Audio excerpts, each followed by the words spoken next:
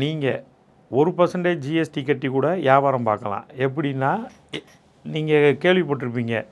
18, 12, 28 இப்படி தான் நீங்கள் ஜிஎஸ்டி ரேட்லாம் பார்த்துருப்பீங்க. ஆனால் நமக்கு வந்து 1% கட்டியும் 1,50 கோடி வரைக்கும் லிமிட் வரைக்குமே நீங்கள் 1% கட்டி கூட ஜிஎஸ்டியில் வியாபாரம் பண்ணலாம்.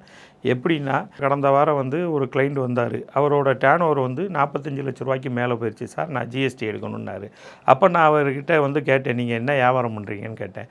நான் வந்து கன்சூமர் ப்ராடக்ட்டு சூப்பர் மார்க்கெட் பண்ணுறேன் சார் அப்படின்னாரு. அப்போது உங்களுக்கு வந்து நிறைய டேக்ஸ் ப்ராடக்ட் வரும். அதனால் உங்களோட டேர்ன் ஓவர் நீங்கள் அதிகபட்சம் எவ்வளோக்கு பண்ணுவீங்க வருஷத்துக்குன்னு கேட்கும்போது என்கிட்ட சொன்னார். சார் நான் வந்து 1 கோடி கீழே வரைக்கும் இந்த வருஷம் போகும் சார் அப்படின்னாரு. அப்போனா நீங்கள் வந்து 1% காம்பன்சேஷன் டீலர் நீங்கள் வந்து அடாப்ட் பண்ணி அது மூலயமா நீங்கள் ஜிஎஸ்டியை வந்து கட்டிக்கலாம். இது வந்து உங்களுக்கு வந்து சுலபமாக இருக்கும். எவ்ரி 3 மந்த்ஸுக்கு ஒரு தடவை நீங்கள் ஜிஎஸ்டிக்கு வந்து தாக்கல் செய்தால் போதும். வருஷத்துக்கு ஒரு தடவை ஆனுவல் ரிட்டர்ன் மட்டும் ஃபைல் பண்ணால் போதும்.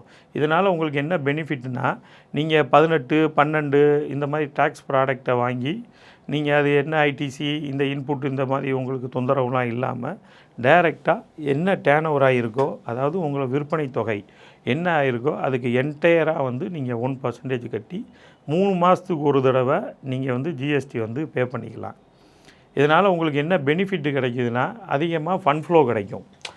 நீங்கள் வந்து கன்சியூமர்கிட்ட வந்து குறைஞ்ச மார்ஜினில் வந்து விற்றுக்கலாம். நீங்கள் வந்து பெரிய கடைகளில் வந்து அதிகமாக வந்து மார்ஜின் வச்சுருப்பாங்க. 18% அவங்க கட்டுவாங்க. அப்போ அந்த ப்ராடக்டோட காஸ்ட்டு வந்து கூடும். நீங்கள் 1% கட்டுறனால உங்களோட மார்ஜின் வந்து கம்மியாக இருக்கும். அதனால் உங்களுக்கு வந்து அதிக இதில் வந்து பலன் பெறலாம். ப்ராடக்ட்டு உங்களுக்கு வியாபாரம் பெருகிறதுக்கு அதிகமான வாய்ப்புகள் இருக்குது. சுலபமான முறையிலையுமே வந்து நீங்கள் வந்து ஜிஎஸ்டியை வந்து தாக்கல் பண்ணிக்கலாம்.